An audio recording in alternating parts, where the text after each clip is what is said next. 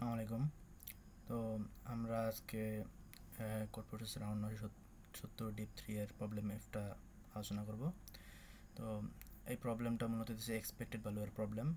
তো প্রবলেমটাতে হচ্ছে কি বলছে, একটা বক্স দেয়া আছে এবং এনটা বল আছে এবং বলছে যে আমাকে ওই এনটা বল থেকে র্যান্ডমলি দুইটা বল পিক করতে বলছে এবং প্রত্যেকটা বলের আমাদের একটা ভ্যালু আছে। এখন দুইটা র্যান্ডমলি বল চুজ করলে বল দুইটা ডিস্টিংক্ট হবে, কিন্তু বল দুইটার ভ্যালু হয়তো বা সেম হইতে পারে। সো আমাকে যেটা করতে হবে, ওই বল দুইটার যে ভ্যালু আছে, ওই ভ্যালু দুইটার প্রোডাক্ট গুণ করলে যেটা হবে ওইটার এক্সপেক্টেড ভ্যালুটা আমাকে বের করতে হবে। সো আরেকবার বলি যে আমার এনটা বল দেওয়া আছে, প্রত্যেকটা বলের একটা করে ভ্যালু আছে। আমাকে এনটা বল থেকে র্যান্ডমলি দুইটা বল চুজ করতে হবে, দুইটা বল পিক করতে হবে। দেন ওই দুইটা বলের যে ভ্যালু আছে, ওই ভ্যালু দুইটার প্রোডাক্টের এক্সপেক্টেড ভ্যালু আমাকে বের করতে হবে। তো আমরা জানি যে এক্সপেক্টেড ভ্যালু আসলে কী জিনিস। এক্সপেক্টেড ভ্যালু হইতেছে, আমরা জানি যে যে প্রবাবিলিটি আর হইতেছে ওয়েট, মানে এক্সপেক্টেড ভ্যালু মূলত হইতেছে ওয়েটেড প্রবাবিলিটি। তো ওয়েটেড প্রবাবিলিটি এর সামেশন। তো প্রবাবিলিটি ইনটু হইতেছে আমাদের ওইটার ওয়েট। তো এটা হইতেছে আমাদের এক্সপেক্টেড ভ্যালু। তো আমরা যদি একটা উদাহরণ দেখি, ফার্স্ট এক্সাম্পলটা, আমাদের এখানে n ইকুয়ালস 3 আছে, তিনটা বল আছে, আমাদের তিনটা ভ্যালু দেওয়া আছে। সো আমাদের a1 a2 a3 তো a1 a2 a3 এখান থেকে আমাদের যে কোনো দুইটা বল চুজ করতে হবে, যে কোনো দুইটা বল চুজ করলে যে দুটো বল আসবে, দুটো ভ্যালুর প্রোডাক্টের এক্সপেক্টেড ভ্যালু কত সেটা বের করতে হবে। এখন তিনটা বল থেকে র্যান্ডমলি দুইটা বল কতভাবে চুজ করা যায়? আমরা জানি যে এনটা বল থেকে দুইটা বল চুজ করার ওয়ে হইতেছে আমাদের এনসি টুটা ওয়ে, রাইট? এটা আমরা আগে থেকেই জানি। এখন যেহেতু আমাদের এনসি টুটা পেয়ার হইতে পারে, তার মানে এর মধ্যে একটা পেয়ার তোলার প্রবাবিলিটি তাহলে কত হবে? আমাদের মোট পেয়ার হইতে পারে এনসি টুটা। সো তার মধ্যে আমাদের একটা পেয়ার তোলার প্রবাবিলিটি হবে 1/nc2, রাইট? 1/nc2।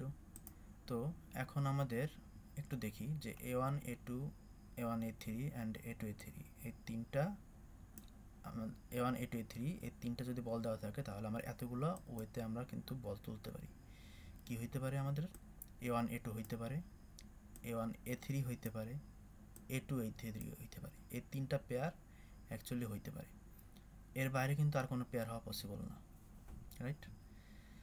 তো তার মানে কি, a1 a2 পেয়ারটা যখন তুলবো, a1 a2 পেয়ার তোলার প্রবাবিলিটি কত? 1/nc2। একইভাবে a1 a3 পেয়ারটা তোলার প্রবাবিলিটিও 1/nc2, এবং একইভাবে a2 a3 তোলার প্রবাবিলিটিও কিন্তু 1/nc2, রাইট? তাহলে আমরা এক্সপেক্টেড ভ্যালুর সংখ্যা থেকে যদি আমি এটা বের করতে চাই, তাহলে অ্যাকচুয়ালি কী হবে? আমাদের এক্সপেক্টেড ভ্যালুটা এখানে আমরা একটু এখানে লিখি, তাহলে আমার এক্সপেক্টেড ভ্যালুটা অ্যাকচুয়ালি কী হবে? আমরা জানি কি এক্সপেক্টেড ভ্যালু হইতেছে প্রবাবিলিটি ইনটু ওয়েটের গুণফলের সামেশন, রাইট? তো এখানে আমাদের a1 a2 প্রথমে এই পেয়ারটা উঠতে পারে, আমরা অল পসিবল কম্বিনেশন দেখব। তো a1 a2 এই পেয়ারটা তোলার প্রবাবিলিটি হইতেছে আমাদের কত? 1/nc2। এবং এটার ওয়েট কত? ওয়েট বলতে আমরা কি বুঝি? ওয়েট বলতে হইতেছে আমাদের যে ভ্যালুটা বের করতে দিবে অ্যাকচুয়ালি, সেটাই হইতেছে আমাদের ওয়েট। আমাদের এখানে হইতেছে প্রোডাক্টটা বের করতে দিছে, প্রোডাক্টের এক্সপেক্টেড ভ্যালু বের করতে দিছে, সেক্ষেত্রে আমার প্রোডাক্টটাই হইতেছে আমাদের এক্ষেত্রে ওয়েট। যে জিনিসটার আমাদের এক্সপেক্টেড ভ্যালু বের করতে দিবে সেই জিনিসটা হইতেছে আমাদের ওয়েট, রাইট? তো এখানে আমাদের যদি আমাদের a1 a2 এই দুইটা পেয়ার যদি আমরা তুলি, তো সেক্ষেত্রে এই দুইটার প্রোডাক্ট হবে হইতেছে আমাদের ওয়েট। সো আমাদের a1 ইন্টু a2 এটা হবে হইতেছে আমাদের প্রথমটার প্রোডাক্ট ওয়েট। দেন একইভাবে পরেরটার ক্ষেত্রেও আমাদের হবে কি 1/nc2 ইন্টু আমরা পরে তুলব a1 a3 পেয়ার তুলতে পারি। তো সেক্ষেত্রে আমাদের a1 ইন্টু a3 হবে ওয়েট। ওকে, সো আমাদের আর বাকি আছে a2 ইন্টু a3 এবং এটা তোলার প্রবাবিলিটি আমাদের 1/nc2। ওকে, এটা a3। হ্যাঁ, তাহলে এই সবগুলোর ক্ষেত্রে কিন্তু আমাদের একটা জিনিস কমন আছে, সেটা হচ্ছে কিন্তু যে প্রবাবিলিটি 1/nc2, এটাকে আমরা কমন নিয়ে নিতে পারি। তাহলে এটা হয়ে যাবে আমাদের 1/nc2 ইন্টু তারপরে আমাদের অ্যাকচুয়ালি বাকি জিনিসটার summation a1 into a2 plus a1 into a1 into a3 plus a2 into a3, right? এই জিনিসটা আসবে আমাদের। তাহলে আমরা এখান থেকে এটা পেলাম, এখান থেকে এটা যদি পাই আমরা এটাকে আরেকটু সিম্পলিফাইড করতে পারি। কীভাবে আরেকটু সিম্পলিফাইড করতে পারি সেটা হইতেছে আমাদের এই দুইটার মধ্যে কিন্তু আমাদের আবার a1 কমন আছে, রাইট? তাহলে আমরা এটাকে লিখতে পারি 1/nc2, এটা হইতেছে আমাদের e ইকুয়ালস 1/nc2 ইন্টু আমাদের এখানে a1 কমন যাবে, a1 কমন গেলে আমাদের থাকবে a2 plus a3, a2 plus a3, দেন আমাদের প্লাস বাকি থাকবে a2 ইন্টু a3। তো আমাদের লাস্টে এইটা হইতেছে আমাদের অ্যান্সার হবে, রাইট? তো আমাদের কোনটা অ্যান্সার হলো এটা পেলাম, কিন্তু এখন এখানে যদি আমাদের তিনটা না থেকে একইভাবে চারটা থাকতো তাহলে কিন্তু আমাদের কী হতো, যে আমাদের পেয়ার হতো a1 a2, আমাদের পেয়ার হতো a1 a2 a2 a3, a1 এর সাথে a2 হতো পেয়ার, a1 এর সাথে a3 পেয়ার হতো, a1 এর সাথে a4 পেয়ার হতো, তিনটা পেয়ার হতো a1 এর সাথে। এখানে দেখি আমরা a1 এর সাথে যতগুলোর পেয়ার আছে ততগুলো কিন্তু সামেশন আকারে আছে আমাদের, রাইট? a1 এর সাথে আমাদের এখানে a2 পেয়ার ছিল, a3 পেয়ার ছিল, ওগুলো আমাদের সামেশন আকারে আছে। আবার a2 এর সাথে শুধু a3 পেয়ার আকারে ছিল, ওটা আমাদের এখানে শুধু a3 আছে। সো এখানে আমাদের যদি আমাদের চারটা থাকে তো সেক্ষেত্রে a2 a3 a4 তিনটা সামেশন আকারে থাকবে। সো আমরা অ্যাকচুয়ালি বুঝতে পারতেছি এখানে কী হইতেছে। সো আমরা এটা যদি এভাবে চিন্তা করি যে আমাদের অ্যাকচুয়ালি কী হবে, a1 এর সাথে গুণ হবে বাকি সবগুলোর সামেশন, a2 a3 এরকম করে an পর্যন্ত যেটা আছে সবগুলোর সামেশন হবে, গুণ সামেশন করে দেন a1 এর সাথে গুণ হবে। দেন একইভাবে a2 এর সাথে আমাদের a3 থেকে an পর্যন্ত সাম করে আমাদের ওটা a2 এর সাথে গুণ হবে। এরকমভাবে আমরা an পর্যন্ত আমরা সবগুলো সামেশন বের করব, দেন ওটাকে আমরা এই 1/nc2 এই প্রবাবিলিটিতে যদি ভাগ দিয়ে দিই তাহলে আমরা আমাদের রেজাল্টেড অ্যান্সার পেয়ে যাব, রাইট? এটা হচ্ছে আমাদের এক্সপেক্টেড সলিউশন। কিন্তু আমাদের আরেকটা জিনিস করতে হবে, যেহেতু আমাদের ভ্যালুগুলো অনেক বড় হতে পারে, যে এআই এর ভ্যালু কিন্তু আমাদের 10⁹ পর্যন্ত হতে পারে। তো সেক্ষেত্রে আমাদের বলছে কি যে এক্সপেক্টেড ভ্যালুর আউটপুট ভ্যালুটা আমাদের পি ইন্টু কিউ ইনভার্স এই ফর্মেটে আমাকে দিতে হবে এবং সেটাকে 10⁻৯+7 দিয়ে মড করে দিতে হবে। সো এর জন্য আমাদের আরেকটা থিওরি লাগবে, সেটা হচ্ছে সেটা থিওরিটাকে বলা হয়েছে ফার্মার্স লিটল থিওরাম। তো ফার্মার্স লিটল থিওরাম কী জিনিস? কারণ হইতেছে কি ফার্মার্স লিটল থিওরামটা আমাদের লাগবে কেন? কারণ আমাদেরকে উপরে আমরা সামেশন আকারে যদি একটা পি পাবো এবং নিচে আমাদের কিউ যদি আমাদের প্রবাবিলিটি হয় তাহলে কিউ দিয়ে আমাদের ভাগ করতে হবে। তো এটাকে মড করতে হবে, এটাকে মড আকারে আমাদের অ্যান্সারটা দিতে হবে।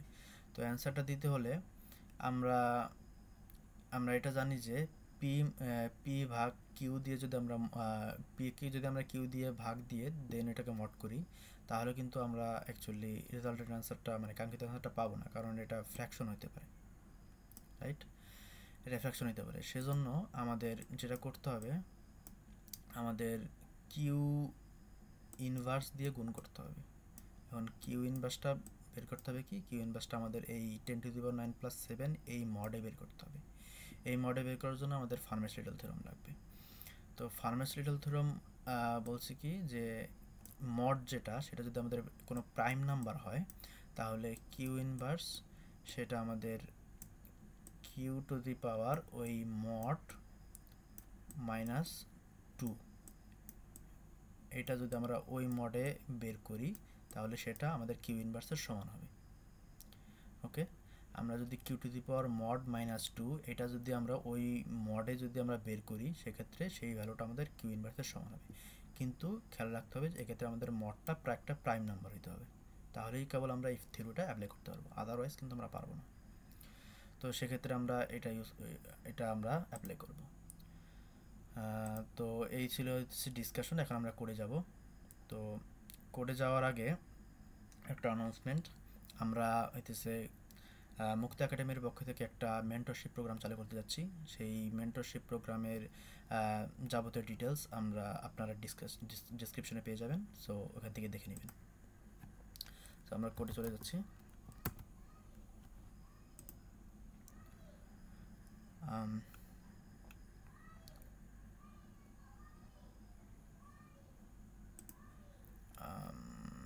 হ্যাঁ,